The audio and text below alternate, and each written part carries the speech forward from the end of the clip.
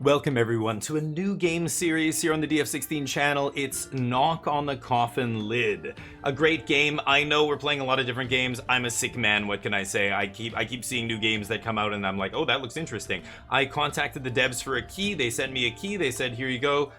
Try it out. Send us some, link to your coverage and stuff. So I did, and I started streaming. I streamed it for the first time on Saturday, and it was a blast. I'm actually really enjoying it. It's a game very much like Slay the Spire or Darkest Dungeon combined.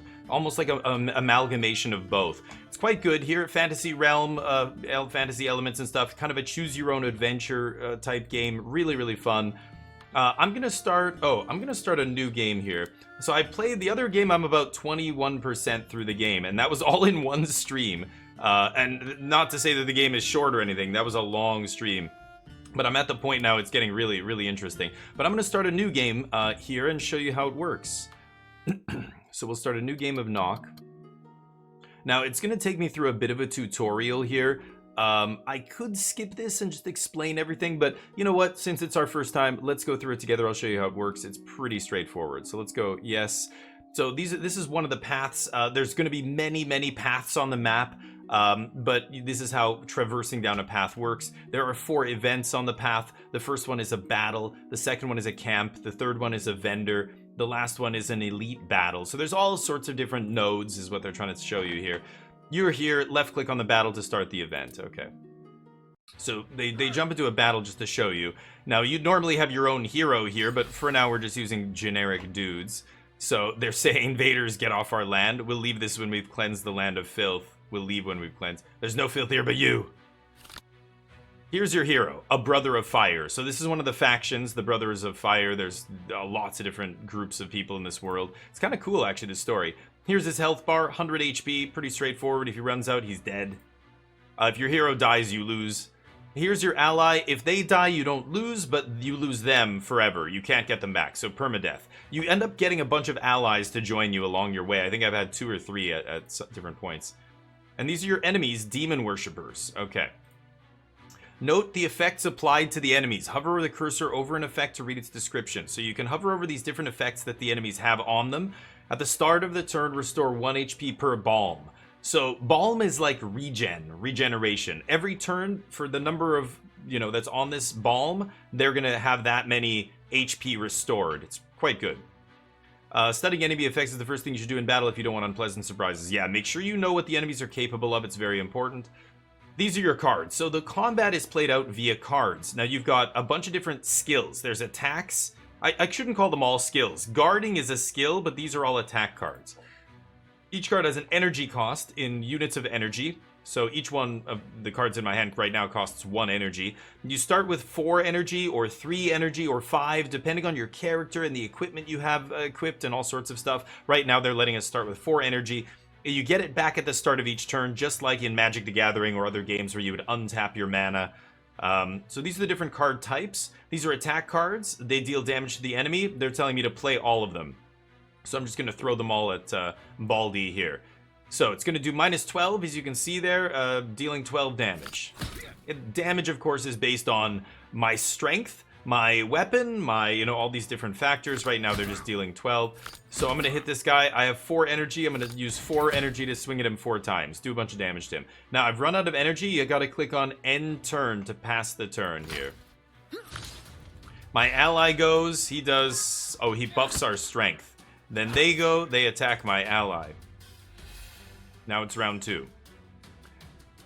You're accused of demon worshipping. Don't tell me who to worship. Okay. Pay attention to the enemy's intention. So these are the static effects on the enemy down below here. I have 8 strength now because this guy buffed it. This guy's got 6. But these ones above are the actions that the enemy is going to take this turn. And here's the action my ally is going to take. He's going to attack for 21. So the numbers indicate the amount of damage he's going to deal. Hover over the enemy to find out the target of their attack. So you can see he's going to attack me there. The red bracket underneath me. But the enemy will attack your hero. You need to defend yourself. So this is where we use skills. Skill cards are different than attacks because they don't deal damage. They can block. They can give you evasion or other effects. So we're going to... Both of these give block. This one says gain 9 block. Increase block from guards by 1. So this is a guard, right? Guard card at the top there.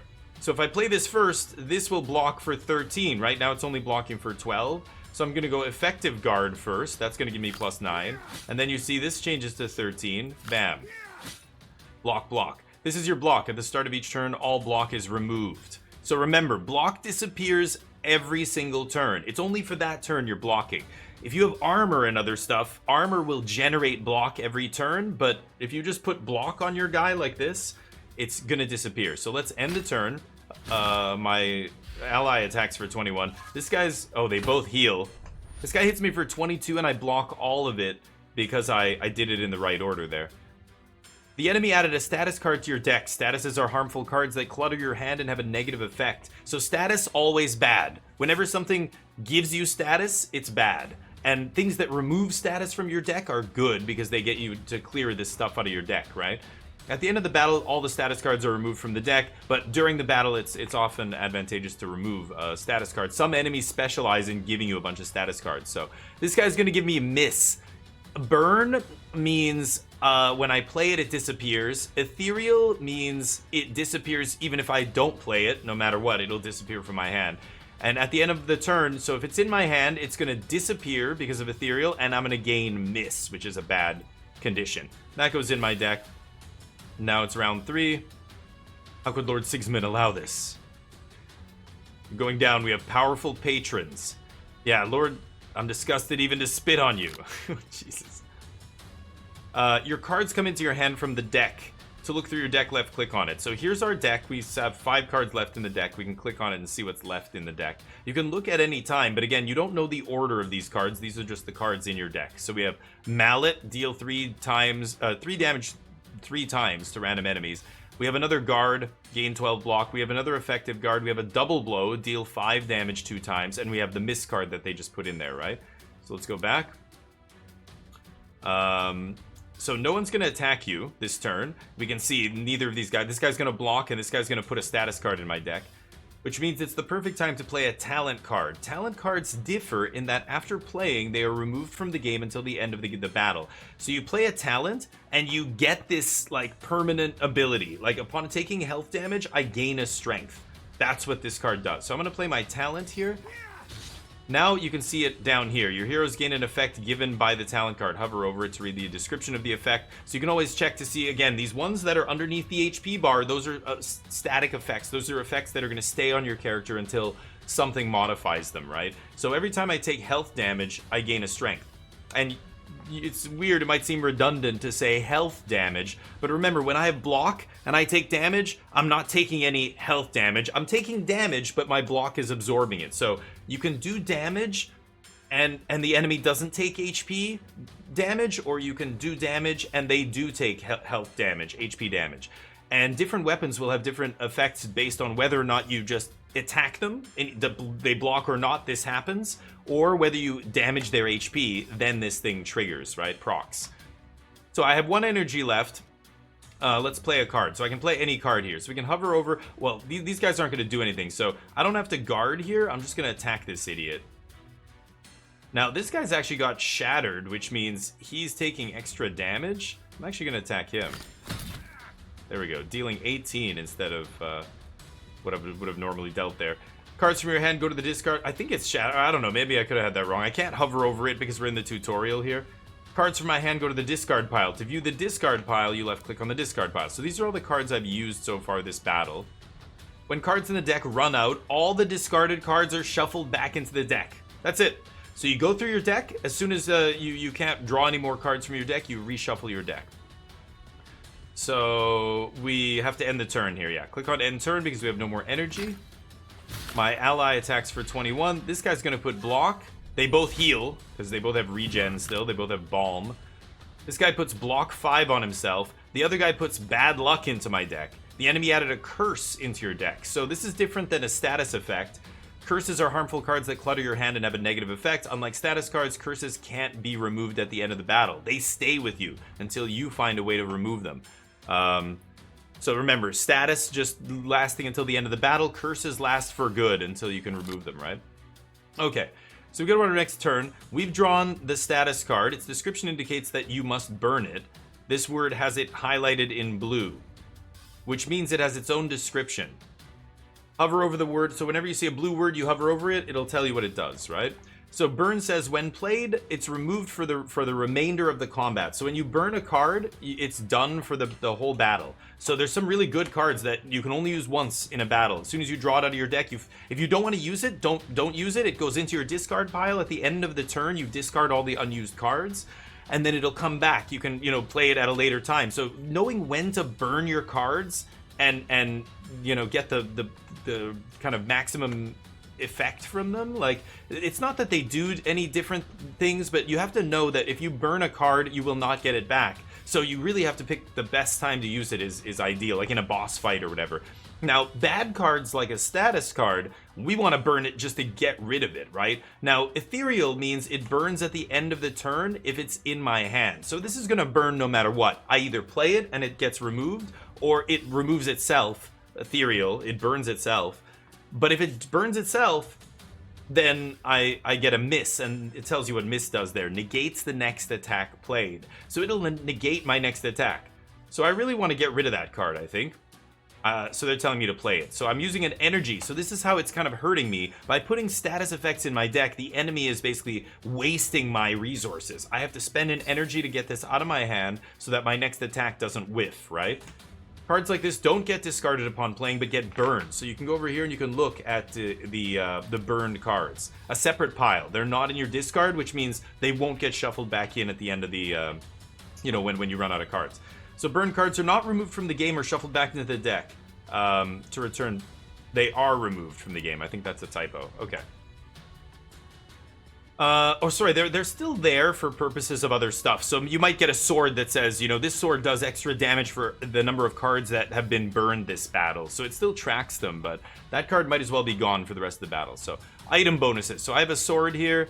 If my HP is greater than 80%, I gain 2 strength. Gain 1 attack damage per strength. Strength just adds 1 damage per strength to your attack, right? So you also have potions that can be used in battle. So here's my elixir of armor, gain 5 armor. You just click and drag it onto the hero, and he gains 5 armor down there. Defeat the enemies to continue training. So now they're going to let me. So armor, as you can see, at the end of the turn, I gain a block per each armor. Upon taking damage, HP, health damage, I lose an armor. So every turn, at the end of my turn, it's going to generate 5 block. Remember, at the beginning of my turn, I lose all the block. The block just disappears. So I'm going to go 5 armor on my end of turn. If they attack me and the damage they're doing is not greater than 5, that 5 block will absorb it and my armor will stay intact. But if the guy attacks me for 10 or 20 and I only have 5 block, that extra damage is going to do HP damage to me, and this armor will be reduced by 1. Only by 1. So it doesn't matter if they hit me for 1 extra damage more than I can block or 100 extra damage more. I'm just going to lose 1 armor. That's how armor works. Strength, of course, gaining 1 attack damage per strength. So we're getting a +8 to our damage. Now the game does the math for you. This says deal 13 damage 2 times. That's not, this original card says 5 damage, but I'm getting a +8 here because of my strength. So now it's deal 13 damage 2 times. It's very good. We've also got Grudge right now. Upon taking health damage, gain a strength. This guy's also got Burn the Heretic, gain strength if the enemy takes damage from burning. Okay, they're not burning though. So he's going to attack. He's going to do, deal damage and inflict Shattered. Shattered is this effect. Halves all the blocks and heal gained from skills. That's what it was. Yeah, it doesn't make me do more damage. It just, so this guy went to block and instead of 10 block, he only got 5 because he's shattered. This healing is also only restoring half of what it would normally restore. So 7, I'm not sure if it's rounded up or not, but. So I've got Mallet, deal 11 damage 3 times to random enemies, and then Double Blow, that uses 3 energy. That's probably good here, because these guys aren't going to attack me. They're both going to block this turn. Remember, up here it tells me what the enemies are going to do, and down here it tells me any status effects they have. So let's go Mallet first and see what happens here. Bam. All 3 to the same guy. Oh, wow. Okay, well then let's Double Blow him as well. Bam. 13 times 2. And now we have no more energy. I only have 1 card in the deck, so let's end the turn. We discard these 2. Our ally attacks for 21. Now our deck gets shuffled back in. Okay, they're going to attack me for a bunch here. They're both shattered, so they didn't get much block. So we shuffle back in, we draw our hand of 5. I have 4 energy, so... Oh, man. Bad luck in my hand, cursing me. So if I leave it in my hand, I burn a random card. A random card in my deck? Or in my hand? I'm not sure. Either way, 3 energy to get rid of this is terrible. That uses up my whole turn. I don't want to do that. This guy's going to attack my ally for 15, as you can see by the red bracket underneath my ally. This guy's going to attack me for 22. So I'm going to get 5 block on the end of my turn. I can get 10 more block from this. And then if I don't have any guards in my hand, but 15 block means I'll absorb most of this. This is also very good. The Flourishing Lunge deals 17 damage, and then damage it from lunges is increased by 1. I have 2 more lunges in my hand. So 1, 2, 3, 4. I can play all of these with 4 energy. So first I think I'm going to start with Flourishing Lunge. And then the regular lunge now dealing extra, 19. 1 more, bam. Who's this guy attacking? This guy's gonna attack the other dude, which is unfortunate. Last one, I'm gonna go effective guard here. And this bad luck is gonna burn me, but not much I can do. So I have 10 block, and now at end of turn, the armor is gonna give me another 5. So we won't absorb this entire attack, but... Okay, that gets burned. I don't know what card this burned, but... Yeah, that guy does 7 actual health damage to me, and my armor shrinks by 1, as you can see, because I took health damage there. Okay, this guy, we can just kill him in 1 shot. 20 damage, let's just get him out of the way. Bam. And now this guy's gonna block up, so let's just dump all of our damage on him. And then I don't really have anything else I can do. I have 1 energy, I guess I'll guard, but I don't really need it. Nobody's attacking me here. And let's see what they burned. They burned Mallet. So that bad luck took out Mallet with it out of my deck. Let's end the turn. My ally attacks again. Heals for 15. Oh, he heals for 15. Oh, from skills. Okay, so the Shatter doesn't affect... Sorry, I was wrong there. Yeah, Balm still restores the full amount. Shattered only affects the healing and block you're gaining from skills. I forgot about that. So leading with the Flourish to pump up these lunges, and then bam, let's just hit this guy with everything. There we go. And he goes down, and that's how you battle. So as a reward, you can receive 1 card of your own choice from the 3 offered. Choose the card you like, click on take. If none of them, you can skip, but of course you're always taking a card here. Deal 6 damage if the enemy is exposed. You can play things to make enemies get exposed. They take extra damage. Devastate.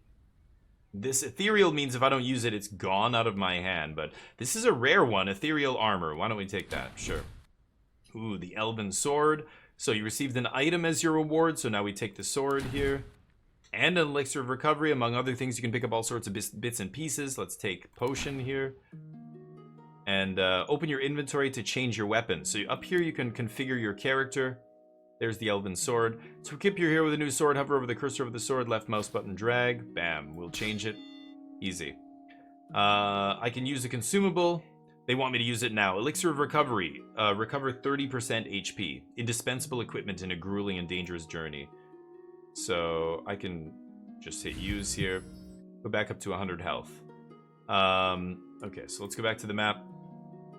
I can left click on my deck. Look through my deck. I can see all the cards in my deck. Elven Dance is very good. That Elven Dance just got added to my deck because of the sword that I just equipped, I believe. And these are all my basic attacks and everything. There's the armor I just picked up. I think the blue is a higher rarity. The black or gray is like common. This is uncommon. This is rare. And I think there's even one more rarity after that, but I'm not sure. Okay, so they want me to go to camp here. So camp is where you'll heal and train and make your cards better and stuff. There's always camps scattered throughout the map. So this is the Northern Gate camp. The day went well. We burned 2 villages to the ground. These people are not worthy of pity. They let contagious filth enter their homes. Demons will devour their souls and enslave their bodies. They can't be saved. We came to the walls of the castle. It's a citadel of nightmares. At night, I was haunted by anxious thoughts. The real battle is close, but the reinforcements are still not here. They went by the way of the rotten bog. What could have gone wrong? So this is not like these guys are nuts. This person that we're playing as right now is a not a cultist, but like a religious fanatic, the Brotherhood of Fire. They believe they have to burn all these people to the ground who worship, other deities and stuff, right? So we can rest or train. So they're telling me they want me to train. Training lets you upgrade a card, basically. Choose the card you want to upgrade by left-clicking on it. So let's take Flourishing Lunge. Yeah, let's upgrade that. So we upgrade this to 2. It's the highest it can go. So now it's going to deal extra damage, and all of our other lunges deal more damage. So now we go to the next node. You can only train one card. The Vendor. Despite the war, trade doesn't stop. So they tell you how the vendors work. It's pretty straightforward. Here's your gold, 600. Here are my items. Items on the black background are in my inventory and I'm not equipped. Items with a brown background, or they say yellow, whatever, are equipped. Here's the merchant's goods, the vendor's items. They all have a price indicated. To buy it, just click and drag. It'll auto-deduct the gold. Pretty straightforward. So we don't need this sword. We're going to sell that to him for 10 gold. Take a closer look at what's available for sale. Notice the set icon. It indicates that an item belongs to a set. And when you equip the hero with 2 or more items from the same set, you get additional bonuses. So if I hover over this, the Elven Amulet, gain 1 energy and 4 evasion. That's what it gives me. 1 energy. That's huge. So another mana to spend, basically, every single round. Not just once per fight, but every round. 4 evasion is insane as well. Now, because it says set 2, it's part of the Elven set. If I have 2 Elven items equipped, if there's no block at the end of turn, gain 1 evasion. So you start gaining evasion for every turn that you don't block. It's super powerful. So they want me to buy it, I think. Some items add item cards into the deck. Hover the cursor. So this will add... this is the Champion Sword. This will add Elven Dance and Champion Strike to my deck.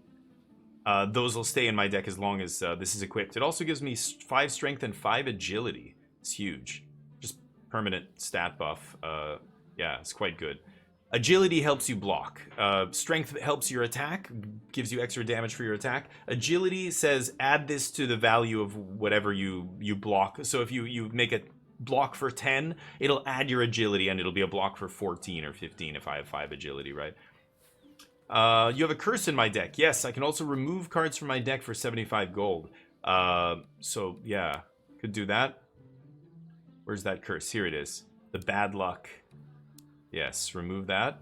Now the next one is 150. Yeah, it's really expensive to remove cards from my deck. So it says when you're done shopping, leave the shop. But I'm definitely going to buy this amulet because right now, again, I can hover over. This is the sword I have, the Elven Sword. And you see the...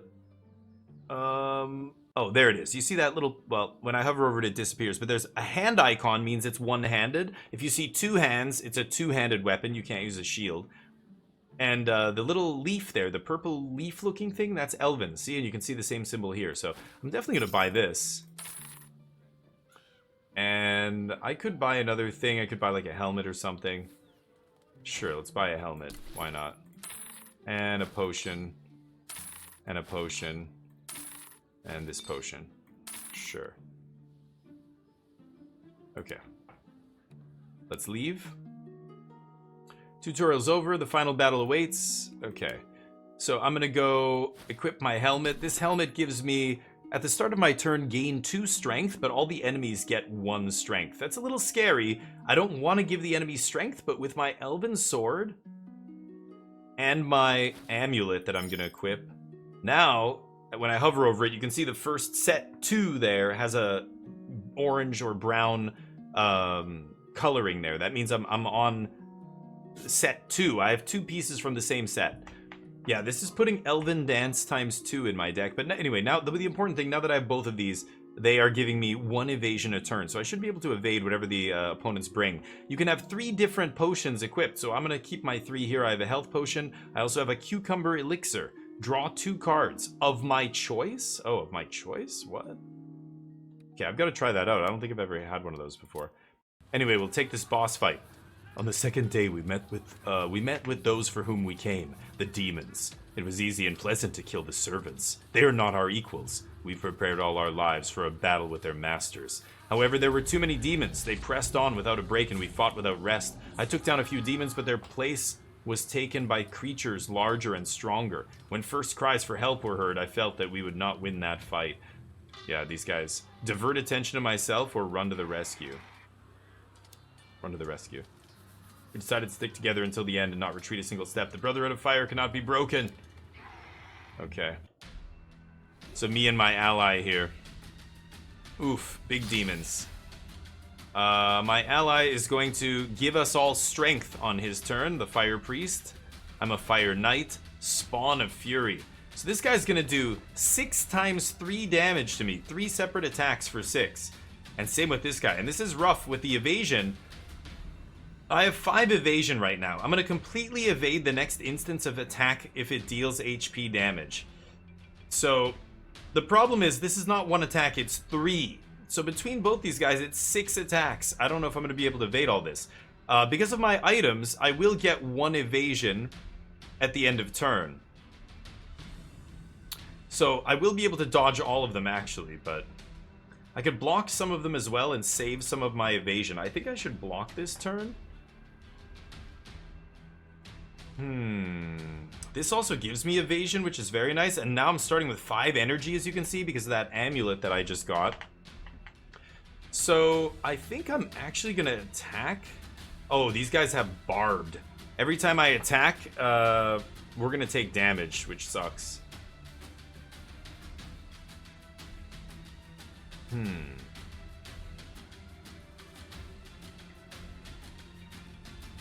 Upon playing an attack, it gains armor until the end of the turn. And changes to defend yourself. So these guys are going to defend after this. I think I'm going to attack this guy anyway, even though I'm taking a little bit of damage here. We get an evasion. I take damage. Now that is not... I can't evade that, so I take 8. 8 barbed. Jeez. And then I think I'm going to go guard, and then flourishing lunge. I'm going to take another 8, but my block will absorb it. Oh, the block will absorb barbed, but evasion won't. Right. So I could have blocked first to avoid that first 8 damage, but that's fine. And we're going to pass the grudge back, or send it to the discard pile here. Okay, this guy pumps our strength. I'm going to block, and evade. So I blocked as much as I could there, and any attacks that would have been too much for me to block, I evaded. The block wasn't enough to absorb all of them, of course. Elven Dance, pretty good. These guys are going to attack 13 times 3. This guy's going to attack my buddy, and this guy's going to attack me. So I'm facing down 39 damage here. 2 of those are going to get evaded, and I can even evade the last one here, I believe. Oh my god, these guys have so much block. Damn it. Okay. Look at how much damage I'm taking from the barbed. I'm getting wrecked here. Okay, that guy attacks the wrong dude. Okay, I dodge all of it because of my evasion. Oh my god, they're gaining so much block, it's crazy. It's really the barbed. The barbed is killing me here. Okay, so this guy's gonna attack the back rank dude. Both of them are gonna attack back rank dude, so I don't need to worry about armor or anything. Oh, I'm just taking so much damage from the, oops. Like, I'm at 12 because of the barbed. I don't think you're actually supposed to beat this fight, but... Yeesh. Oh, that guy goes down. Yeah, because like the guy said before, you know, the demons that we encounter are just too strong. Yeah.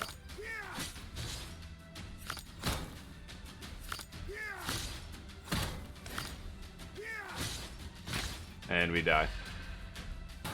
51 times 3. So they kill me here. You're kind of supposed to die there, but forgive us, Mortis. We let you down. No, it's fine. The reinforcement didn't come. We can't manage without them. I know. You've done everything you could, and that's enough. Calm down and hold on for a bit. Help will come soon. At least I hope so. So we don't know who this Mortis guy is yet. But yeah, these guys get wrecked. I love the art style and stuff. The backgrounds are very sweet. Okay, so this is going to tell us a little bit about the story here.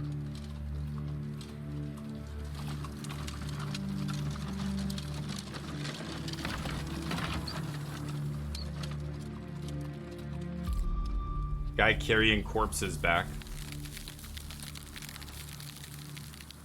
A whole season goes by.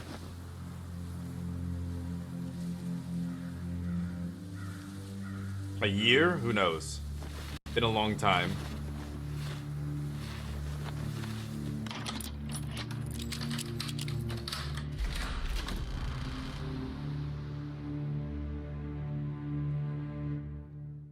He finds the coffins that were brought here. Okay, so here's your difficulty settings. Easy, walking with monsters. The enemies will pretend that they want to stop you. Normal. Hardcore is what I was playing it on earlier. Terrible seems insane because I think you need to unlock a lot of stuff first. You can't just jump to this right away. I'm gonna go with hardcore here. You can't, there's no point in doing the hardest difficulty till you unlock some stuff. Kind of like they are Billions in other games. So I get resurrected. My head's splitting. What's going on? I don't even know where to start. What are you interested in the most right now? And this guy brings me back. Where are we? Somewhere between the elven fortifications and the Heathlands, in the tomb of Ingvar. Ingvar's dead? What happened to him? The wine you brought on the trip was poisoned. Ingvar, Venadis, Bjorn, they're all dead. Those are the guys in the coffins Go next to on me here. And tell me, why should I believe you? It's easy to see I'm telling the truth because their coffins are next to yours. You all died. I've brought you back to life. You're welcome. Who Yeah. poisoned the wine? Was it you? Me? Why would I kill you only to resurrect you? Who are you anyway? And what do you want from me? You may call me Mortis. You don't owe me anything. Just go home. Not so fast. Do you know who poisoned the wine? How much time has passed? And if Ingvar's dead, then who is ruling the Northern Gate? Too many questions, Percival. Does that surprise you? Why did you bring me back? What about the others? All in good time. I'll tell you when we meet again. I'll figure things out on my own. I'm not so sure I want to meet you again. So, I'm afraid this is inevitable. Safe journeys. so we don't know who this guy is. Mortis resurrects us.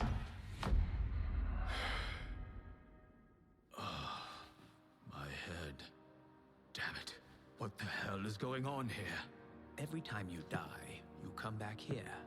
I could have told you from the start, but I wanted it to be a surprise. Well, I suppose it's better than eternal oblivion.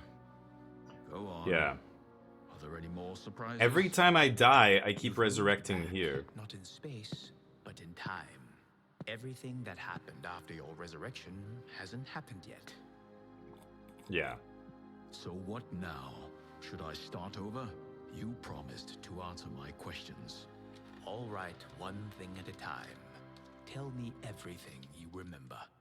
So every journey you make, when you die, you go back in time to the moment you were resurrected. Except you have all your memories, but everything else has been kind of So I reset set again. out, feeling Very a vague weird. anxiety, confused and discouraged. Yeah. I couldn't even imagine how much things had changed, and I had no idea of the dangers that were awaiting me. Right. You're a warrior. You're used to dangers. Don't blame me. Any story must have an element of surprise in it. So, we still don't know exactly what's going on. We have to figure this out now. So we get resurrected by this necromancer guy, Mortis. We've got to go meet with Sigismund. Sigismund will not let his brother's murder go unpunished, it tells us. Together we'll find the guilty parties and punish them. Sigismund is the ruler of the empire. So the book will show you all these different nodes that are on the map, but it doesn't matter. Let's just go to the map here. Now you can see it's massive. Big map, lots of nodes, many different branching paths. There's a boss here, there's a boss here. So you can kind of go to these two different regions. You can go further east into the mountains here. You can go, the islands are on the west. You can go straight down. This is more civilized lands. You can see the fort, the city down there. And we're at this chapel up here. Actually, I think this is Northern Gate down here. So we pick a route. It's going to be battle, battle, battle. But we're trying to basically uncover as much as we can here. There's obviously treasure nodes and other stuff. You can look at the different you know, nodes if you want to see. Okay, where are these are kind of mini boss fights. These are unknown. These are the ones we have to explore. We have to kind of try and uncover as much as we can here. So anyway, for now, let's just pick a random direction. It doesn't really matter. Let's go here. The forest is big, but the trail is narrow. We encounter... misery didn't show you sympathy and didn't expect compassion from you. Yeah, some random bandit on the road. Yeah, bandit. So he's going to do Crushing Blow here. Deals damage and inflicts Exposed. Exposed makes me take even more damage. So I don't want this to hit me. I guess I am going to guard with one of my energy. Now, this guy only starting with 3 energy, unlike the last person I was playing. And I have no equipment. They start me with 1 Elixir of Recovery, 1 Healing Potion, 100 gold. Now, I'm versatile. This is the perk I started with, the basic kind of hero. At the start of the battle, you gain 5 armor, and if no HP damage was taken in the previous turn, you gain 2 strength at the start of the turn. So it really behooves you to not take damage. You'll get stronger and stronger. So I'm definitely going to put a block on myself here. 8 block will absorb all of this guy's attack, so don't have to put any more guard. Now we're just going to double blow, lunge. That'll put his armor to 2. So at the end of his turn, he's going to get 2 block. At the end of my turn, I'm going to get 5. So let's end the turn here. We go up to 13. Okay, now I'm exposed. I take 50% more damage. I pick up 2 strength because I didn't take any HP damage that last turn. These deal 10, so I could deal 30 damage here and kill this guy. He's got 2 armor, so he's going to absorb 2 of it, but that's still 28 damage. That should still be enough to kill him, right? So let's just do that. This one is done. Yeah, enemy was killed. We get some gold here. And we get to choose a reward. Finishing move. 6 damage per attack played this turn. It's pretty powerful. Effective block. 3 block and 1 agility. Agility's nice. It gains extra block every time you block. Disarm. Make them lose strength. That's also good. I think I'm going to go with finishing move here. I like finishing move. Line up a bunch of attacks. Dared to enter the Elven forests. They've come down from the north, from the heathlands, which have been recently ravaged by the war. It's a refuge Bandits. of outcasts and fugitives from the Empire. But Ingvar thought they were decent, freedom-loving people. The Heathlands. The people who lived in the Heathlands.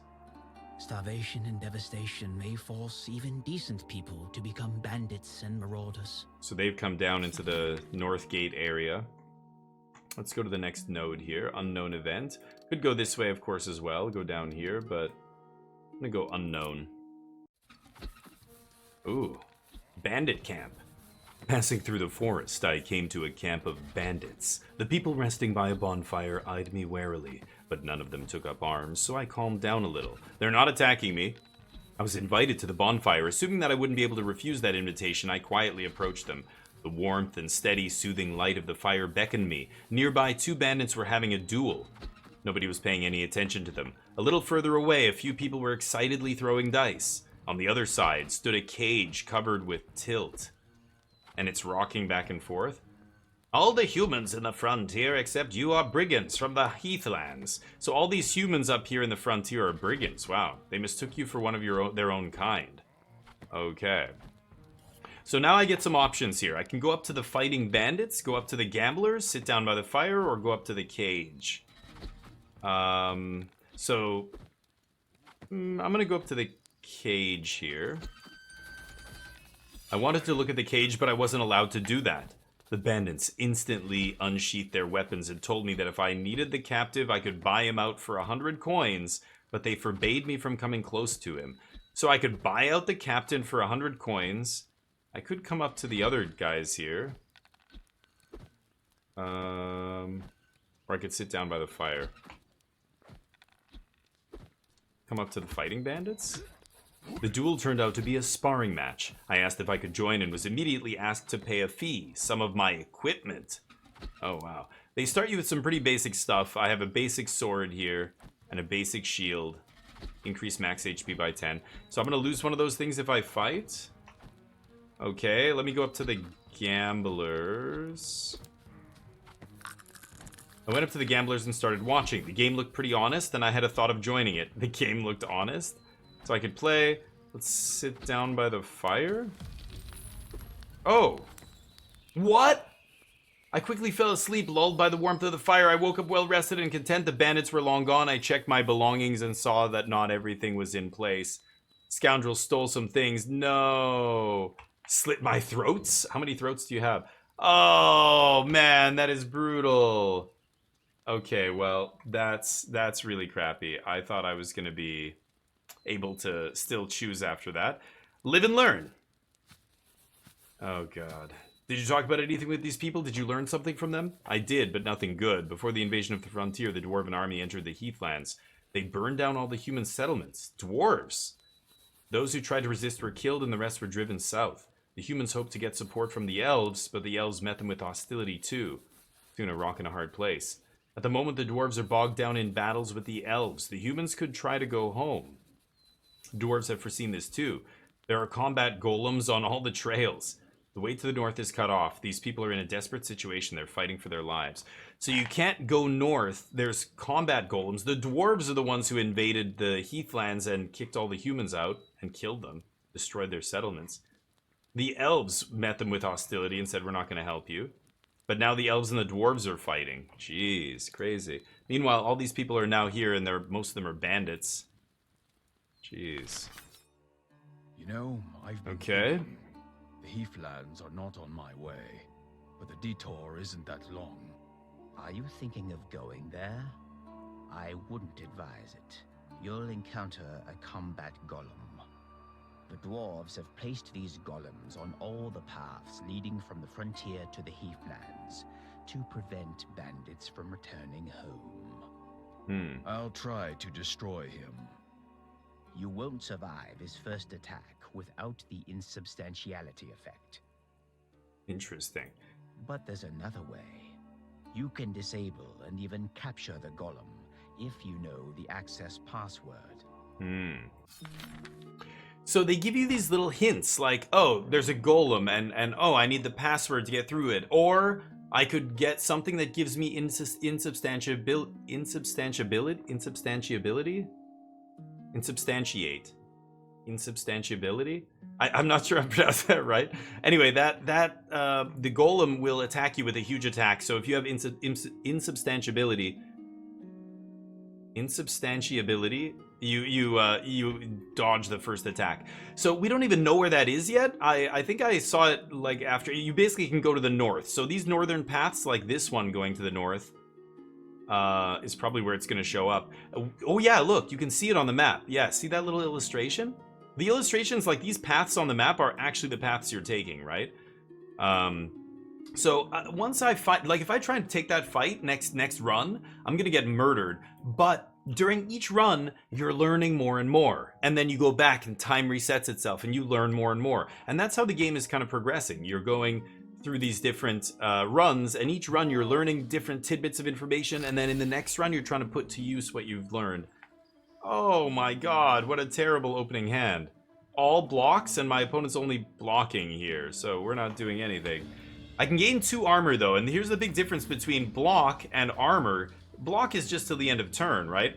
This adaptive just means I can upgrade it into a different card. But block and armor is going to stay with me permanently. So I'm going to go 7 armor. Now I get 7 block every single turn. Sure, I'll use my block anyway. And then I didn't get damage this turn. I'm going to gain some strength here, right? Yeah, this perk, this versatile, really wants you to be defensive initially. Okay, he's going to hit me for 6. Give me exposed, but this 7 block now should absorb everything. So I don't even have a block card, but that's fine anyway. I wouldn't do it anyway. So let's go. We have 3 energy. Double blow deals the most damage. That's 14. And then lunge. And then the finishing move now is going to deal 14 because 2 other cards were played ahead of it. So that's the most damage I can do. We get our 7 block. They attack, we block. Not taking damage means we're going to get more strength here because of our versatile at the end of the turn. So now we have 4 strength. All of our attacks dealing 4 extra damage now. We do have exposed. So on the next turn, we're taking 50% more damage. As you can see, instead of dealing whatever he was going to deal there, 8. Now he's dealing 12.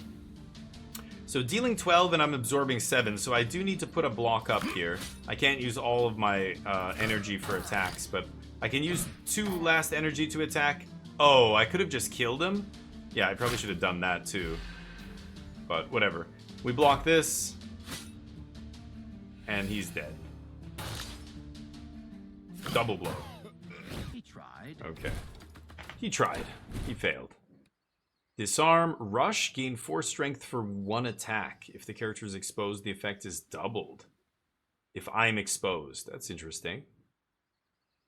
Gain 5 block. Gain 5 block the next turn. I'm going to take cautious block there. So you listened to my See how that advice and goes. went home? I went to Sigismund, Ingvar's younger brother and the heir to the throne. To Yeah. what end? Ingvar was my friend. He was the previous emperor, and he died with us with the poisoned wine, right? I guess we were his To bodyguards. what end? First of all, to figure out what to do. I wanted to tell Sigismund everything I knew and to hear everything he knew. I wanted to confer with him and put together a plan for the future. I was certain that he wouldn't let Ingvar's death go unpunished. We both have much to find out. The farther I went, the more reasons I found for meeting with Sigismund. Let's start from the beginning. So anyway, the lore is really patchy. Oh. This guy's looting dwarves. The game's very graphic as well, as you can see. Marauder. War is a filthy affair with corpses piling up and marauders descending like vultures, rifling through the dead and preying on the living. I came across one such piece of scum along my way. He lacked the capacity to even be embarrassed. On the contrary, he beckoned me over and asked me to help him pull the boots off a corpse. So I could attack this guy, but this guy's tough. He's just killed a couple dwarves. He's looting them. I don't think I should fight this guy. I think he's gonna kill me. So I'm gonna help him, even though he seems so disgusted by this behavior. I'm gonna help him. 150 gold. I helped the marauder with his dirty work and he shared his loot with me, so maybe he wasn't that bad after all. Okay. 150, I'll take it. So that's the marauder. Let's go down here, another unknown event. Ooh. At the edge of the forest, I spied a pitiful troll bawling its eyes out. Instead of attacking me, as I would have expected, he pleaded, gesturing to a sword stuck in his hide, right between the shoulder blades. Pull out the sword, talk to the troll, run away. Trolls are normally not very nice, obviously, but I think that in this game, I don't know, they're kind of wild. They're not good or evil, they're just like creatures. I'm gonna help this troll. Let's pull out the sword. Ooh, we get a sharp sword. One-handed weapon, not part of a set. Let's see what it does. No attributes. Allows for a quick series of attacks. So it puts Dervish in my deck, is pretty good. Deal 8 damage 2 times to all enemies. And it puts 2 copies of Double Blow. So pretty good. Okay, I'll take that. I will equip it. I pulled it out and kept it. The troll was so grateful he let me on my way without so much as a threatening growl. Oh, what do you think happened to the previous owner of the sword? Yeah, good question. Talk to the troll? The troll didn't want to talk at all. He only complained of pain from the wound in his back. Oh, I could give him an elixir? Give him my healing potion?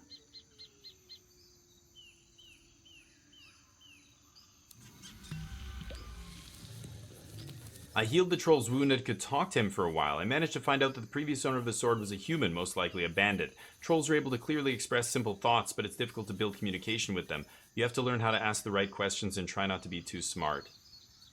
That's it? Oh, I thought he was going to join me. That would have been awesome. So every time I make a decision, at the top of the screen, you saw it just now, there's a white and black snake that goes back and forth, like fighting each other.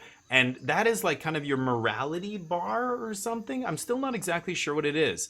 But I see it change depending on what decisions I make. and I think it affects the course of the game, whether you're evil or good. Basically, affects the events and other things. I'm not even sure what everything that's affected. The ending, maybe.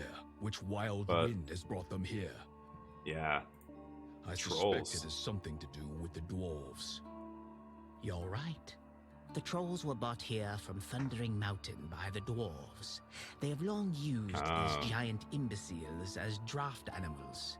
Yeah, but they're not beasts of burden. They're intelligent, right? But somebody has can given communicate? them the bad idea to train the trolls to consume elven flesh. Oh, wow. So, do they want to impart the trolls with refined elven taste? That's one way of putting it. By the way, from a troll's limited perspective, there isn't much difference between elven and human meat. Wow. That much I figured out. Well, that troll was not that bad. Anyway, we got a better sword, which is nice. Now I've got 2 treasures. This is, yeah, treasure spot. It's going to be a mini-boss fight, right? That one. I want to go to these unknowns. I'm going to go this way. Here I am enjoying a lucky find while the owner of the chest is probably dead. Yes! Cash. 53 gold. We have a lot of gold here. Ooh. Provoker's Mask gives strength, but it also gives the enemy strength. I don't know if I want that. Sadist's Boots. And inflicting exposed, give them a weakness as well. The problem is I don't have anything that inflicts exposed. And what is this? Vampire Boots. When dealing health damage, restore 2 health if the target has less than half health. That seems pretty good. So when they have less than half HP and I damage them, I recover a couple health. I'm gonna take the Vampire Boots here and equip them. None of those items are part of sets, unfortunately. Ooh, 3 enemies. So what do we have here? A thug, a robber, and a robber. So this guy's gonna attack me for 7. This guy's gonna hit me for 8 times 2 and steal gold.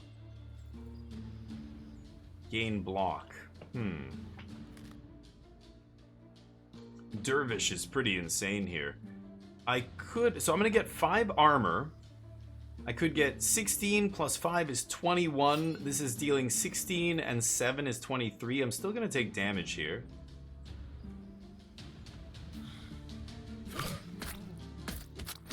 Dervish.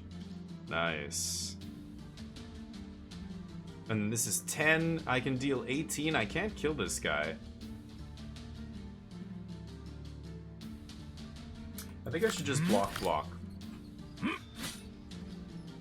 And then pass. Go to 21.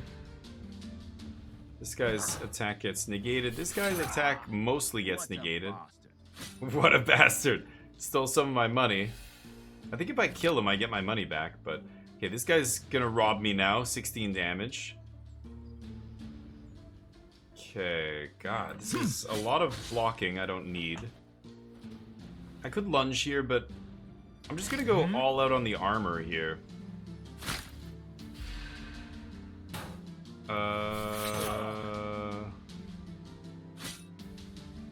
Actually, that was kind of dumb. Maybe I should just blocked again and absorbed all that damage. Okay, lots of attacks here. Let's kill the guys that are attacking me. So this guy's attacking me. Oh, but he's got... Shit, I didn't realize the blocks he had there. Oh, that's bad. I couldn't even kill him. I healed too, because now he's less than 50 HP, 50% HP. But I'm gonna take a bunch of damage here. Ow, and then this guy. Ah! Ooh, second attack. Yeah, I shouldn't be attacking the dudes with blocks here. That's dumb. Oh, you gotta be kidding me! What? Oh, come on. All the blocks. Too many blocks in my deck. This is only 16 damage, but... See, that guy's got blocked now. I needed to hit this guy before he blocked that turn. This guy's gonna block next. 16 and 7 is like 23, yeah. I don't know. 10 damage to all enemies? I think I'm just gonna try and kill one of these guys. There, that guy goes down. And then... I kill this guy. Double blow. Healing here is nice. My vampire boot's doing good work.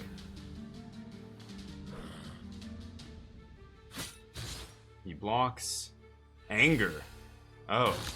Damage taken reduced by 50% when taking HP damage gains strength. Wow. Okay. He's gonna hit me for 7. I think I can kill him. That gets rid of his armor, and then finishing move. Bam. Gain some health. Okay, get my gold back. If the enemy intends to attack, gain 2 strength. If the enemy intends to attack, gain 6 block, and inflict a weakness. That's quite good. Parry. Let's try that. Ooh, plate armor. Increase max health by 10 upon taking health damage. Gain 5 block and 2 armor. There's a club. Puts crushing blow and heavy damage in my deck, but no other benefits. And there's a fast dagger. Puts backstab in my deck. This is a very powerful effect, backstab, but I already have a sharp sword, right? I picked up a better sword here.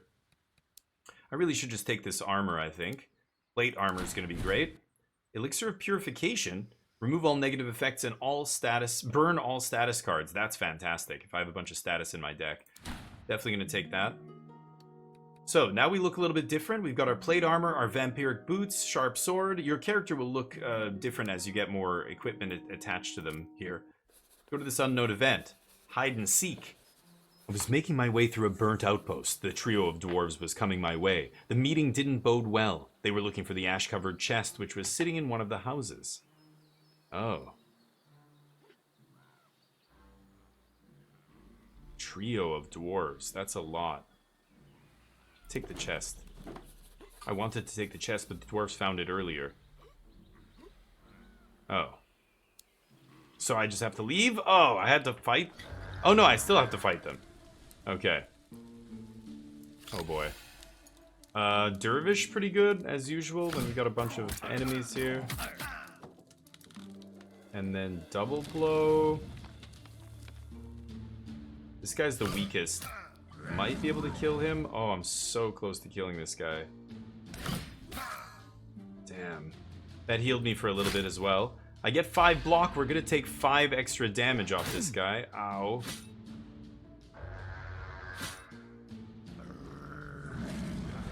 And then because of my armor, I picked up another 5 block. That goes away at the start of my turn. That is a lot of block. So this guy intends to attack me. I can go 7 block, give him weakness. What? He didn't get weakness. Oh, because he has fury or something?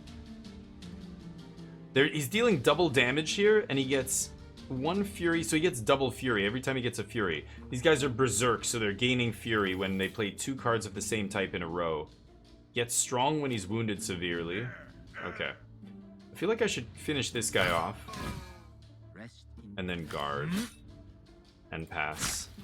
22 because of my armor, so we can absorb this whole attack. Okay. This guy's getting angry. Oh, he's taunting. So for the next 2 turns, I have to attack him, or next 2 attacks.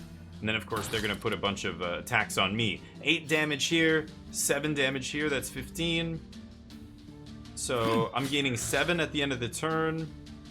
5 and 7 is 13. I'm very close here. I guess I'll use 1 more. And then let's hit... Oh, I have to hit the taunted guy, right? The provoker. Okay, that should be enough armor, or enough block to absorb all of their attacks here. Oh, no, it's not. Did they get... Oh, because they got fury when I attacked them, right? I'm getting more and more armor because of my plate armor. It's giving me a buff here. So I'm going to get 11 block on the end of turn. Remember, this plate armor says every time you take health damage, you automatically gain 5 block and 2 armor. So it's going to generate even more block the next turn, right? Dervish for sure here. And then I can hit this guy and finish him. There. And I'm healing with every attack, which is awesome. My vampire boots. Okay. This guy's going to... Battle Rage and Fury. Now I've made him mad. Okay. So, yeah, he's going to gain strength. Finishing move is nice. I think I'm just going to go lunge, lunge, finishing move, and that should do it. Actually, I don't even have to do the finishing move. Restoring us basically to full health there. Taking the gold. 8 damage to all enemies. Draw a random skill. It becomes ethereal and has to be burned. The growing threat. 0 for 5 damage, and then it adds a copy of itself to your discard. I think I'm going to take that. Very, very powerful. As if the fight goes long, you know? Okay, so nothing was stopping me from taking the chest anymore. So now we get to open this chest. More gold. God, I have a lot of gold. Armor of Talent. Increases max HP by 10 at the start of the battle. Clone 3 random talent cards. Poisonous armor is very sweet. Gain HP by 10, but then you gain barbed. Whenever enemies attack you, they take 5 damage. 5 barbs, right? And when taking damage, inflict a poison. So when I take damage, they get poisoned as well. Very sweet, but I do have that plate mail. What about the Berserk Axe? Upon killing an enemy, deal 20 damage to all enemies. That is very insane. I think I'm going to take that one. And we're going to equip that right now. Have our sharp sword and our regular sword. I'm going to take that, yeah. That Berserk Axe seems ridiculous. Okay, we go to camp. We're almost at the end boss here. Finally some rest. So I don't need to recover HP. That's what you would do with the rest. So let's train instead. Growing Threat. Add 2 copies. If I upgrade some of these. If the enemy intends to get 12 block and 2 weakness.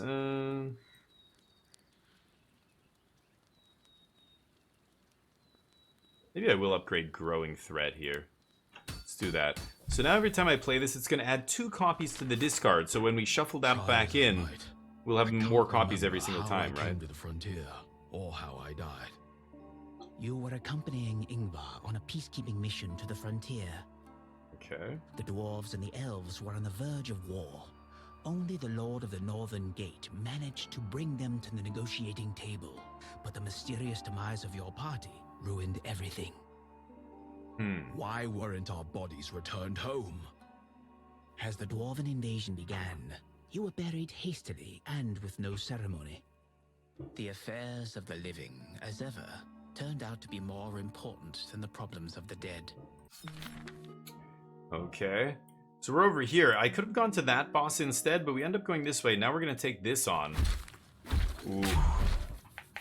Troll Tamer. Right at the very border, I came across another dwarf. He looked harmless, but his appearance turned out to be deceiving. To be exact, the dwarf was indeed unremarkable, but this could not be said about his tame beast. Long story short, the dwarf turned out to be a troll tamer, and I was about to have a close encounter with his pet. And how on earth do dwarves manage to tame these creatures? The carrot and stick method. I was the carrot. Yeah. Okay, so it's going to be a dwarf with a troll slave.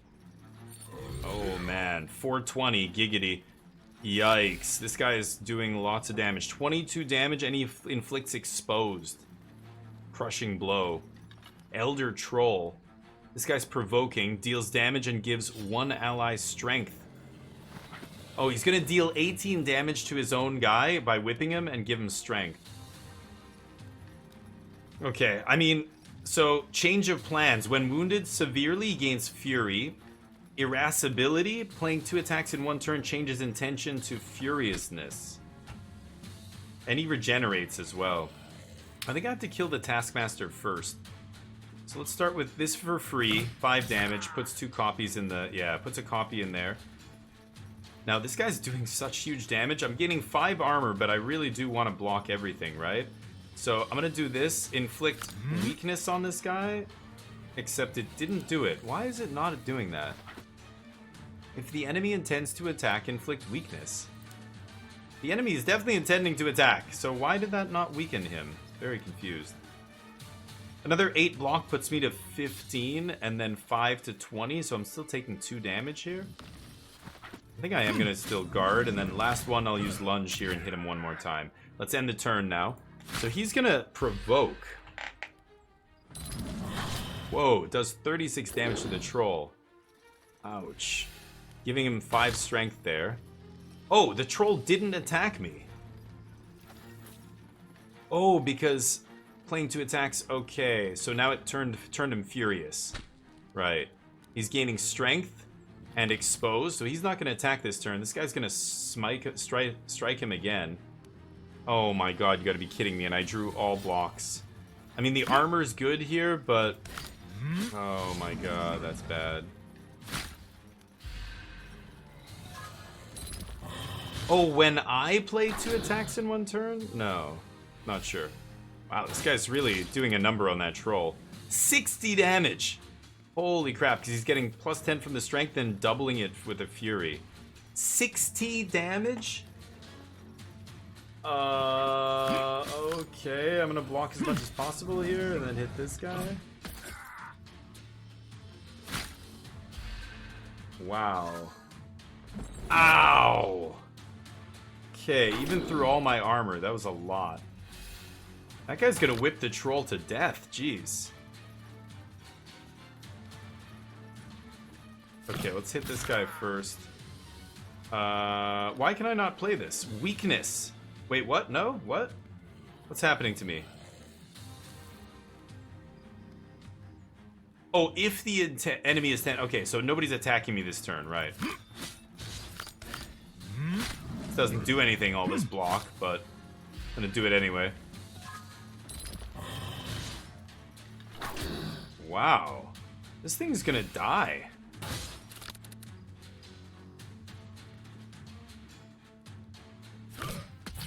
So now we're drawing more and more of these. Now finishing move is gonna be really nasty. Lunge. And then finishing move for 24. Nice. That healed us a little bit. Get some armor here. Oh! Oh, he killed it!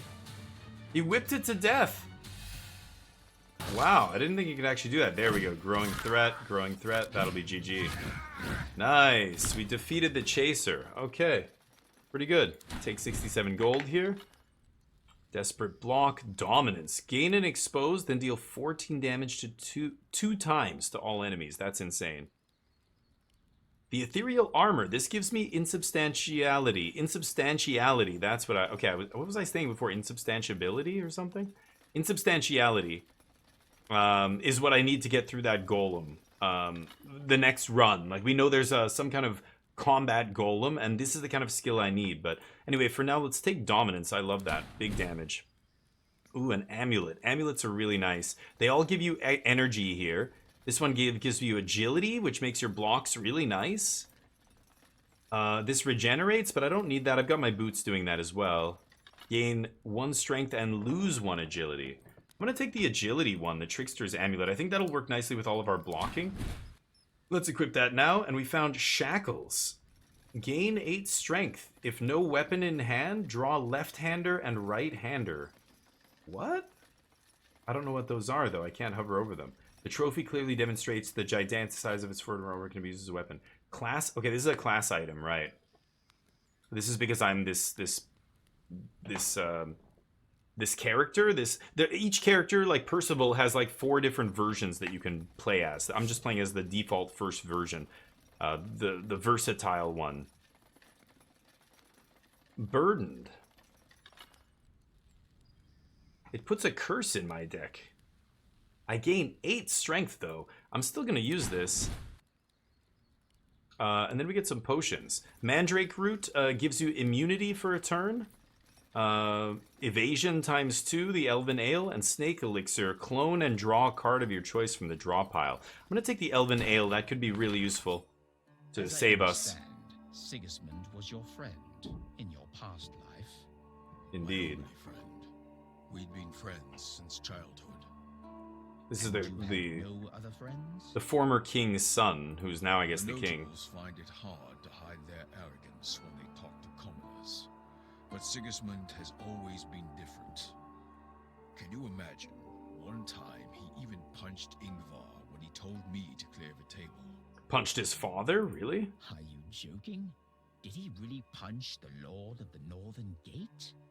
No, of course not. We were all kids back then.